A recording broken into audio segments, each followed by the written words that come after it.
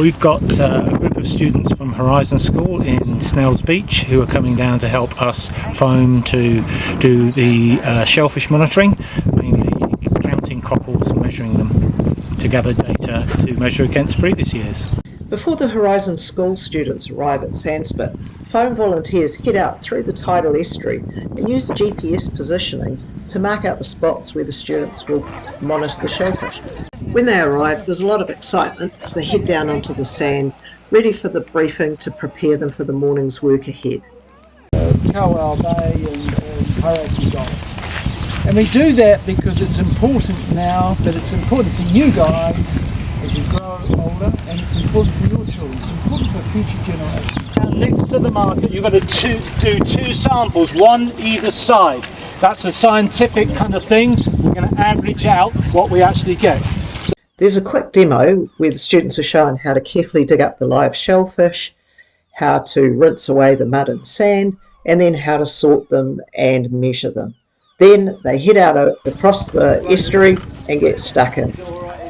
Well, they do quite a lot of work on sort of ecological education with their science teacher, with their geography teacher, and I think this puts into practice some of that knowledge, or applies some of that knowledge. So they're learning a lot about estuarine ecology here. This was the first time Year 9 student Harrison had been involved with the shellfish monitoring down at Sandspit.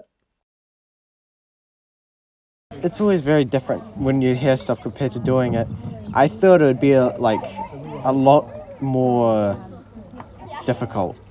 What were the things that you found? Were there things that you'd never seen before, or things that interested you? A lot of shells. Most of them were dead. It's very hard to tell when they're dead and alive. And we found a fish.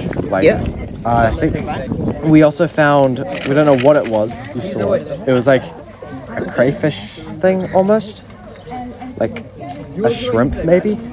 But we found a lot of weird and unique stuff doing this. Yep. So it is a very new experience.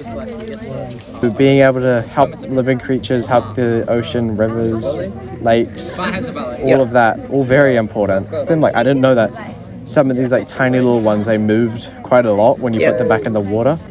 It's also just you don't really notice what is around until you start looking and you start finding stuff. And then you kind of realize that there's a lot around. So Mark, you've been doing this for a few years. What do you get out of doing this?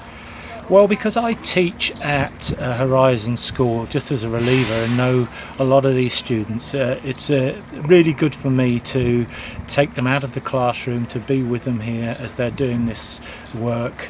There's a lot of good feeling that I get from that, and also the fact that as a member of Foam, it's nice that I can pull in daily volunteers, if you like, young people, and just get them sort of exposed to the real environment where we need to be aware of some of the things that are going on.